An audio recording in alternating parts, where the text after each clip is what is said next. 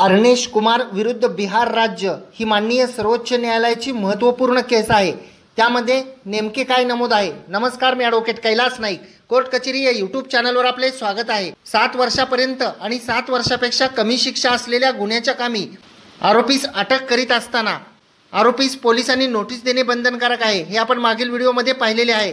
तो नियम वरील केसमध्ये म्हणजेच अर्नेश कुमार विरुद्ध बिहार राज्य या केसमध्ये नमूद करण्यात आलेला आहे।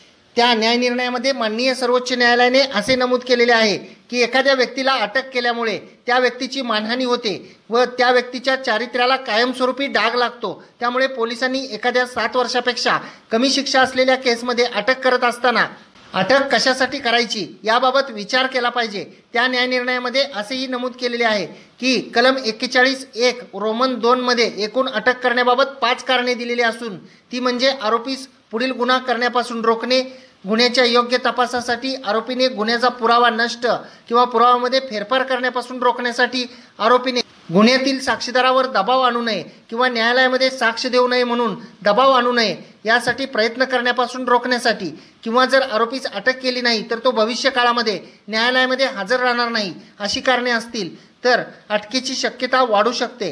परंतु फक्त कारण असून उपयोग नाही, तर त्यासाठी काय काय आवश्यक आहे ते आपण पुढील व्हिडिओमध्ये पाहणार आहोत। व्हिडिओ आवडल्यास व्हिडिओला शेअर करा, कोर्ट कचेरी या यूट्यूब चॅनलला सबस्क्राईब करा, कोर्ट कचेरी ऑफिशियल या इंस्टाग्राम व फेसबुक पेजला फॉलो करा।